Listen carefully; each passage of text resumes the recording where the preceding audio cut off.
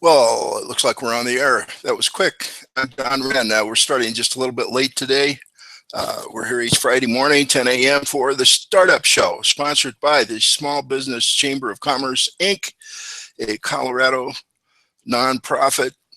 Well, we're even below nonprofit. It's been no money in, no money out. It's been a labor of love. But over the next year, hoping to build this into a sustainable organization so that, you know, I'm 68. I won't be here forever, and I'd like to see the message that this has been carrying, the work that I've been doing here in Denver for the last 20 years, continue. And if you'd like to help, I'd like to talk to you about it.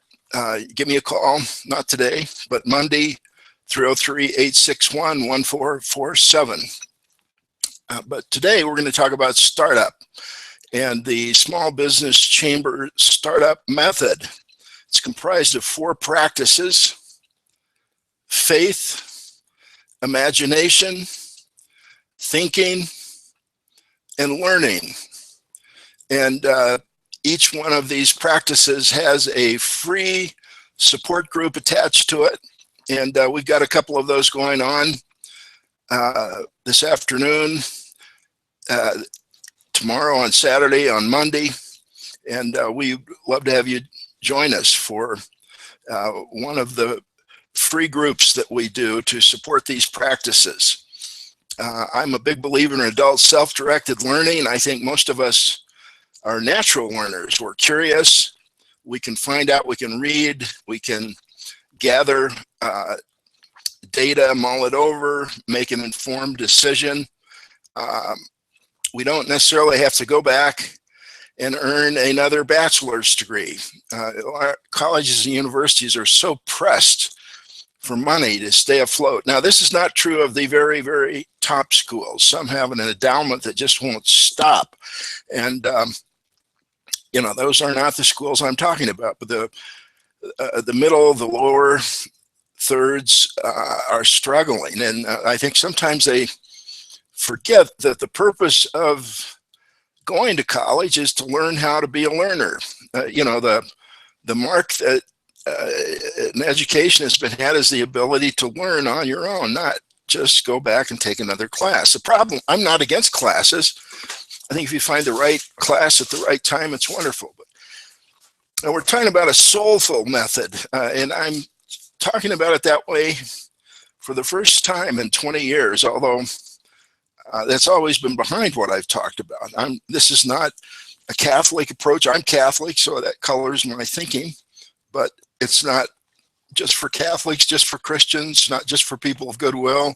I mean, it's for anyone that would like to take an idea and make a business from it. How do you go from that first inspiration, the first identified problem, come up with a solution? How do you make that into a business? And we've used the little IDEA 4-step method, inspired by, really, I would have to say, the time I wasted with God out at Sacred Heart Jesuit Retreat House couple of decades ago, and talking with Father Vince Hovley and the 4 movements of the Spirit. And I've been learning more about that each day myself ever since. So, you know, at the Last Supper, on the road to Emmaus, when he goes in with the disciples, the feeding of the 5,000,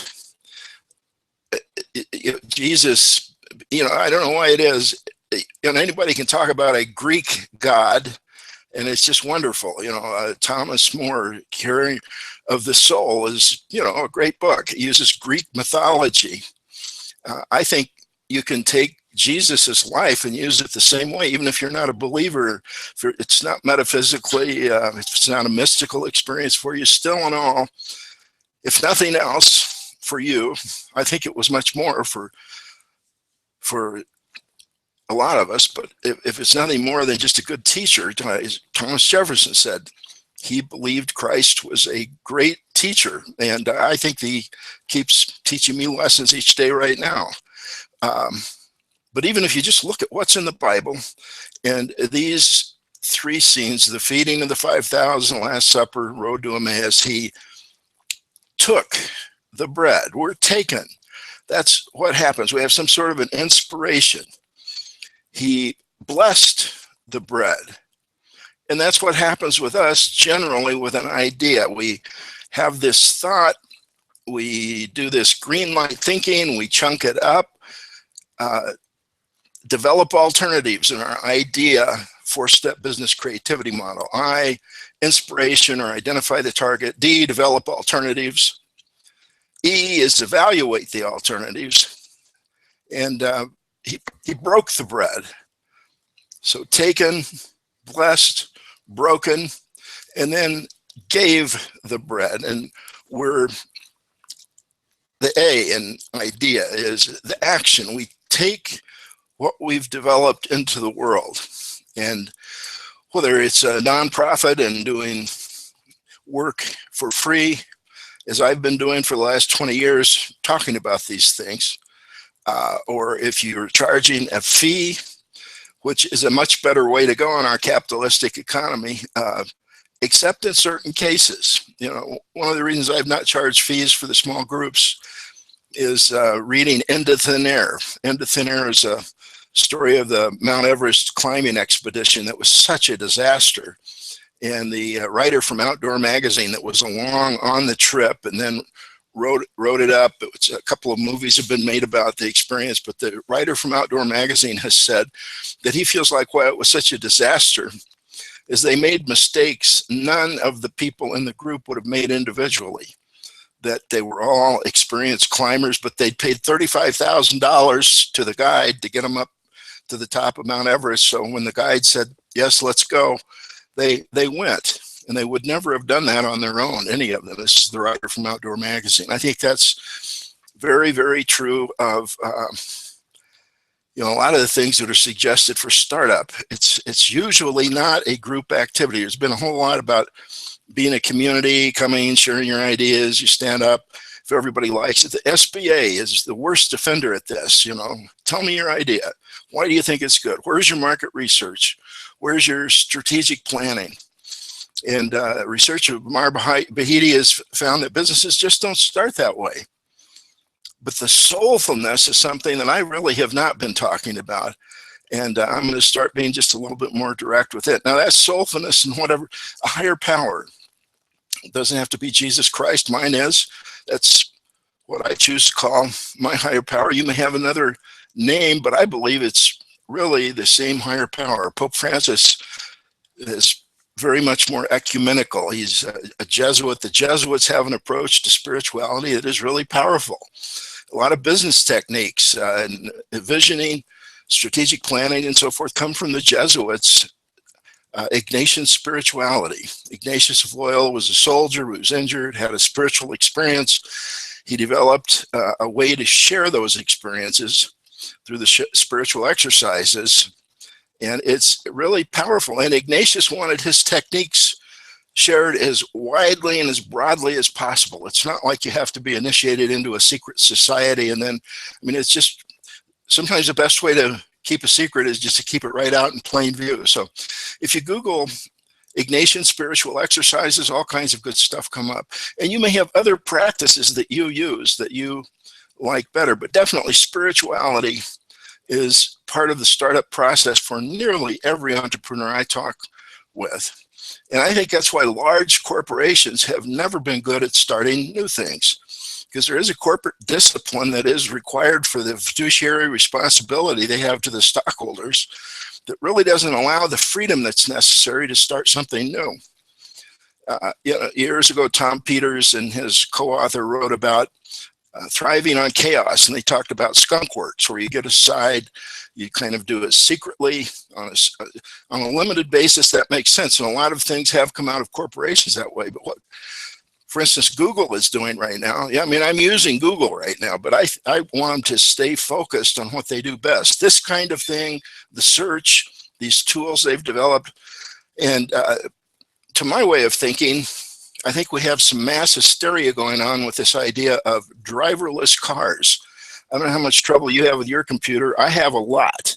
And to imagine all of a sudden that's going to be driving the automobile is lunacy. I think it's what's been holding up the stock market. I think it would be really in a much, well, and I think it started today. You can see the stock market starting down. And I think Google's, now I have to disclose, I have taken a short position against Google. When they announced this Alphabet, I thought, what a screwy idea.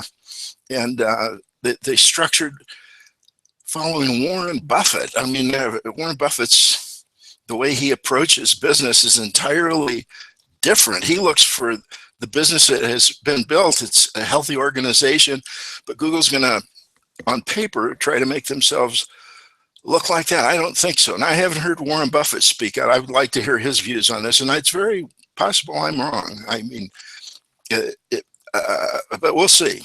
I think we're going to know in the next couple of days.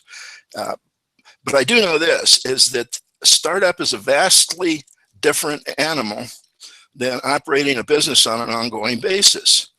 And in some ways, being the startup person, the entrepreneur, you're on your own. I think you develop some skills and abilities that do help you inside a large corporation, because occasionally you have to, thrive on chaos, withdraw a little bit, come up with something creative, but then immediately you're defending your idea in committee meetings, writing reports, that type of thing. The entrepreneur doesn't operate that way.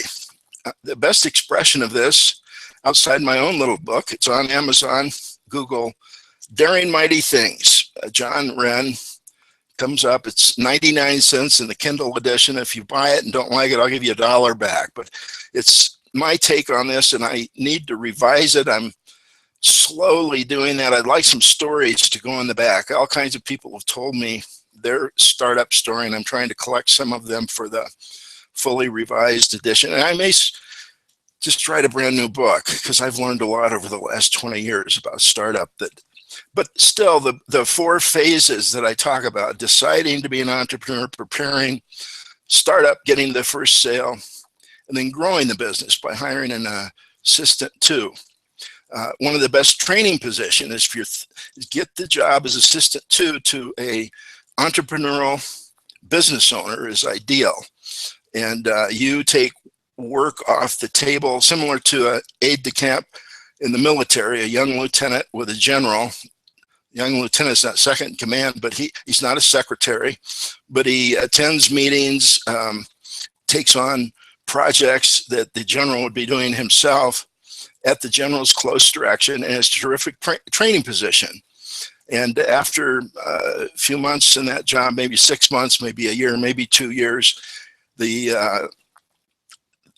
aide is moved into a line position for the general, and they really have a good communication built. And the military used it for years. When Eisenhower became president, he saw that wasn't being done, and he encouraged it. I found out about it when I was in graduate school at the University of Denver. A book they had on the shelf was Victor Phillips, The Assistant 2 position. I read it, got hired into that position, and attended the AMA seminar on the Assistant 2 position. And then I led the seminar for several sessions. And so I got very familiar with the position, the great benefits of it. And I believe that's a good part of the startup process, and that's in my little book, Daring Mighty Things. John Wren, 99 cents on Kindle. Take a look. But the best book, the one I recommend now, is Charlie Kiefer and Lynn Schlesinger's Just Start. And it, in a much more polished way, expresses much of the same thought as my little book. Just Start says entrepreneurs don't operate the way that we do when we're in a certain environment. What makes an entrepreneur different is this uncertain environment. And, they're calling it alphabets, with Alphabet, the new name for Google. Alphabets, these moonshots that they're planning. But taking the risk for a corporation is a different animal than for the individual that steps out, starts moving. And, maybe, so at any rate, I'm not going to talk about Google anymore. I've disclosed all my biases on it for you, and that's really not who I'm trying to help with this, because I don't think you can take what I'm talking about here today and apply it to a large corporation. There's a reason for economies of scale and large corporations and growth. I'm not for, legislating them out of existence. I think there's tremendous benefits. They distribute goods and services at a very low price. But I also want the playing field kept even for the small startup. For instance, lease rates. Why should a chain lease so much cheaper than the individual with good credit in a shopping center? Just because there's a chain experience, here's someone that's coming into lease space. Fred Meyers was a decision by the Supreme Court that you couldn't discriminate if a wholesaler bought a certain quantity of items and a retailer bought the same quantity. You had to give them the same price. I think that's true on lease space, advertising rates, and other things that really do hold back business. Now, I've suggested this to the Small Business Administration, but I'm not sure the SBA is set up to really help small business. That's my own personal feeling. I think the SBA, who knows, maybe it was well-intentioned in 1953 when it was first thought of, and they still may do some good work in disaster relief and that type of thing. But as far as what they do with startups, I think it's criminal. I think that they are holding back the economy. We've seen from the research Edmund Phelps has done, his most recent book. He's a Nobel Prize winning economist, Edmund Phelps. His most recent book, Mass Flourishing, talks about how we've lost the dynamism and vitalism that's driven our economy before. And I think at the base of that is the SBA and the propaganda it's put out, that it's hard to believe that it wasn't, to a certain extent, influenced by corporations who really don't want to see a lot of startups. Because, why do I want competition? We have to keep the market open, or we're kidding ourselves about this being an economy that's going to continue to grow. There's going to be creative destruction. Uber and Lyft come in, they are tearing up the taxi business. And what are the taxis trying to do? Legislate them out of existence. And we're, with technology coming in, we're going to have to allow startups. And there are some things that are done that are just unfair to the small person just getting started. And so I don't think it's just Alphabet, but any large corporation, if you look at the regulatory environment, they can deal with it much easier than the little small startup. And so these regulations go in and it's to their advantage. So anyway, that's aside from the point. I'm going to talk with you just very briefly in the time we have left about two of the practices in this soulful startup method. And the first is foundational. And the practice is faith. And the result of faith is recovery. We get back up on our feet. And in life, we're going to get knocked down. Recovery always makes me think of my days long ago playing football in high school and at a small college. And you would hit a blocking sled, drop to the ground, and then get back up and hit it again. And the coach would be riding the sled and cheering you on by saying, hit. And we'd all hit like a 6-man sled, hit. We'd hit, drop, and he'd say, recover. Because that getting back up on your feet and getting ready to hit again was very important. The good player can hit and recover 3 times on any given play. Hit, recover, hit, recover, hit, recover. And you don't just hit once and hold the block, usually. I mean, sometimes you do, but the hit and now I think business is very, very much like that. And faith is what brings about that recovery in whatever way you want to understand faith. Bill Wilson, Time Magazine said was one of the most important people of, I think, the millennium. Maybe it was just the decade. I don't think so, though. It was a long period of time.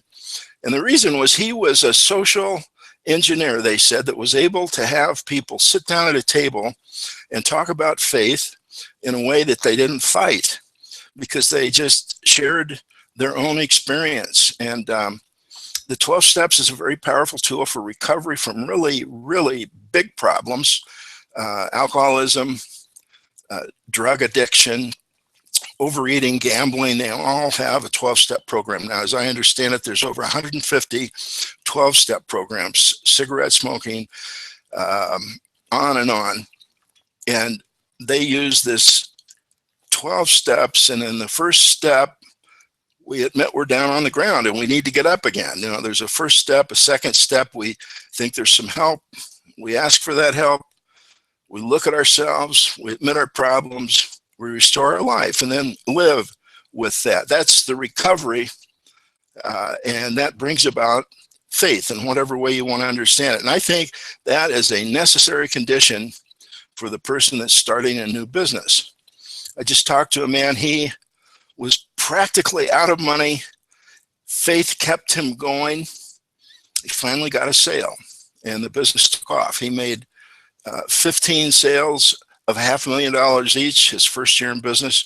And I, for 20 years, have been talking to people just like him that have built successful businesses, and that's almost always the case. Amar Bahidi has done research. The origin and evolution of new businesses documents this, that businesses just don't start the way that SBA says they should. No market research. Anybody that's done market research and careful planning, won business plan competitions, you know, it's almost assured they're going to crash and burn. And not always. There are exceptions to everything, but that's not the way. And just start. Charlie Kiefer and Ken talk about this, just start, how entrepreneurs actually operate. And I believe you can't just start. You can't just get up in the morning and do the best you can without some sort of a foundation of faith. So that's the first practice, is recovery. Now, the group we have that's free and open to everyone that helps with this, it's called Root and Branch. And it's always led by, at least the current time, a member of Alcoholics Anonymous. And a member of Alcoholics Anonymous shares their experience with two things. One is the 12 steps, which can be applied to any problem. It's an open meeting, so everyone's invited.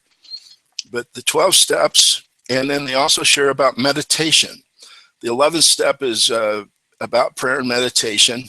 Prayer and meditation are different things, and a lot of people don't realize the difference. So part of the meeting is devoted to that. It's every Monday, and you can find it on our website, smallbizchamber.org. There's a link to it, and I'd encourage you to come. It's free and open to everybody.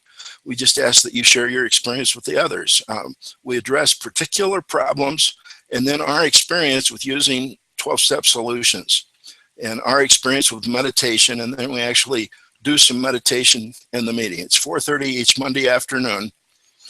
So that's faith. The other thing I wanted to talk about today is thinking. Now, the four practices: faith, imagination, thinking, and learning. Now, faith and imagination is green light thinking in our IDEA logo. It's chunking up, but you need to think about it before you take action. That's the E, evaluate. And now, I don't believe it has to be done with the tools of an MBA necessarily, but it doesn't hurt. And I say the best way to evaluate your idea is before you invest a significant amount of time or money, bounce the idea that you've got. Now, this is not early on. This is after you've gone through a process, you've got a direction. At that point, sit down with a good CPA. A good CPA will not tell you whether your idea is good or not. Who knows? But a good CPA will help you see the financial implications, and a good CPA will let you know if you need to talk to an attorney or not.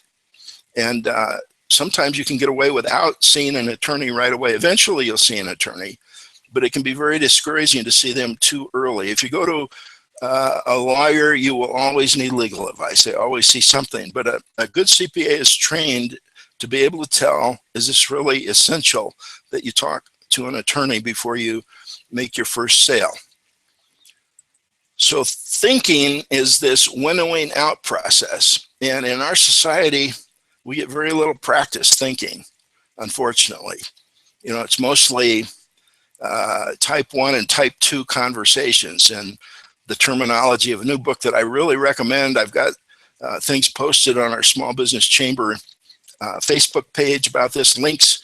It's you've heard of emotional IQ. Well, this is conversational IQ. In most of our conversations, we come in and it's either transactional, or it's positional. It's either we're trying to make a deal, we're not trying to really think together, we're trying to make a deal, or it's positional, we're trying to gain an edge. Or there are type 3 conversations where we become one. And, you know, that's when you say two heads are better than one. Type 1 and type 2 conversations, not necessarily so, but type 3 conversations, the two heads are better than one. And that's the practice we try to encourage at Socrates Cafe here in Colorado. It's a Colorado Socrates Cafe Society. We have the first meeting that was ever done in Colorado. It was inspired by Chris Phillips. He's got a terrific book, which I highly recommend, called Socrates Cafe. Read the book, start a group. But ours is Fridays at 6 o'clock. Panera Bread 13th and Grant has just closed. That's where we've been meeting for nearly 20 years, I think, 14 years, something like that. But it just closed, and so we're going to be meeting at a different Panera Bread on the 16th Street Mall. And information is on our website, smallbizchamber.org. Tonight, we're going to be talking, at least I'm going to see, the group has to agree on the topic, but the topic I'm going to suggest is, are we better off with a democracy, or democracy is what the founders would call it, of a primary election, or are we better off with the Colorado caucus, which has served us well since 1912? You can tell where I'm coming from. Now, that is an example of a positional conversation. I'm really going to try and open my mind and listen and learn myself tonight, but I want to lay it out on the table, and I want to have us think together, what is the best way for Colorado to be involved in the choosing of a president? And if that topic interests you, great. If it doesn't, come and suggest another one. The group almost always rejects what I suggest. They have the wisdom to do that, but that's on my mind. I'll be sharing, you know, a little bit about that, and I'd like to meet you there. It's on every Friday, 6 o'clock, starting tonight. The Panera Bread on the 16th Street Mall, the Lodo location, and it's a very simple format. We pick a topic. Whoever suggested the topic speaks to it, and then we have 3 other people speak to it, chosen by lot. You could be a speaker, or you can pass. You don't have to speak. Then we take turns asking each other questions. And I believe it's made me a much better thinker. And it's not directly related to business, but it's a skill. It's sort of like sharpening the saw. And tonight, every Friday, and then also Saturday, there's a newer group. It's at the University of Denver, in the Anderson Academic Commons, the old Penrose Library, 6:30 each Saturday, and we're usually in current periodicals where they have the comfortable chairs. So both of those are free and open to everybody. Love to have you join us, and that's one of the practices that we're going to be talking about with this Small Business Chamber of Commerce Soulful Startup Method. And more to come on that, and we're just about out of time. The Small Business Chamber of Commerce has grown out of efforts I've had in the past, and I've tried to pull them together into a way that they can be duplicated through other people in other communities. If you'd like to do that in your community, wherever you're watching from, if you're on the other side of the state of Colorado here, where I am, I'm in Denver, Colorado. If you're in Grand Junction, I'd like to help you get something similar started over there. Or if you're on the other side of the country in either California or New York, I'd like to help you. Or anywhere in the world, you know, we can connect just like we are right now, and I can help you get a group off the ground. And it all moves towards forming a group based on what Ben Franklin did with his friends, an adult self-directed learning group that we now call Franklin Circles. People say, who's doing this, John? And I say, well, it's sort of me and Ben Franklin. I've learned all I can, and we started groups where we not all learn the same thing. We don't read a book and discuss it. I'm a trained great book discussion leader. I love great books. This is not great books. This is, we all do our own learning, whatever is on something I need to learn about, right? And it's just in time learning. You don't have to wait for the class, and you come and share what you've been learning. That is good for the group, but it really is good for you, because it's so easy to read something that's in one ear and out the other, and it doesn't really affect your behavior. if you come and share, and then share what it's been like to try it, genuine learning takes place. I believe it's a powerful technique, and that higher education is almost afraid of it. It's such, based on Malcolm Knowles' book, The Self-Directed Learner, and pick that up and just start your own group, or come to ours. You know, I try to lead it each Friday. Now I believe I'll be starting. We kind of had a split off. I think one group's going to be meeting in a private apartment building in a conference room, but I think we need a continuing presence in the public on Friday nights. So I'll be leading it for a while myself, and also the Saturday group at the University of Denver. See how I do it one time, and you can do it probably better than me. So if you have any questions about any of this, if you're starting a business, if you work with people who are starting a business, if you're an accountant, a lawyer, a consultant, I'd love for you to call me on Monday, and let's talk about how maybe we've developed something here in Denver that could be useful to you wherever you are in the world.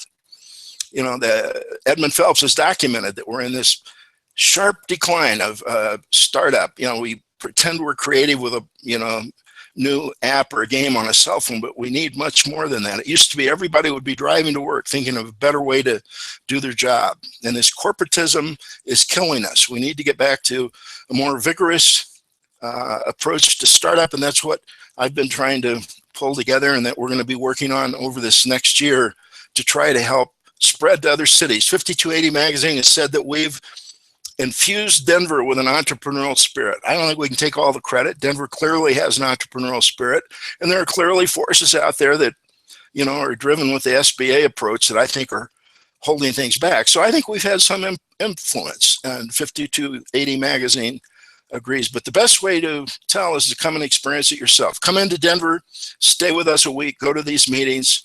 I'll meet with you, and then let's get a group started wherever you are. So my name's John Wren. I grew up in a business. I've had several businesses. I'm a great admirer of those who have started. If you've started a successful business, I would especially like to talk to you and see if we could help you share your startup experience in a way that would help the most people. So for whatever reason, call me Monday. John Wren, my number here is 303-861-1447. That's 303-861-1447. Small Business Chamber of Commerce, Inc. in Denver, Colorado. This is John Wren signing off, reminding you that this life is very short. So let's go get started. Thanks for watching.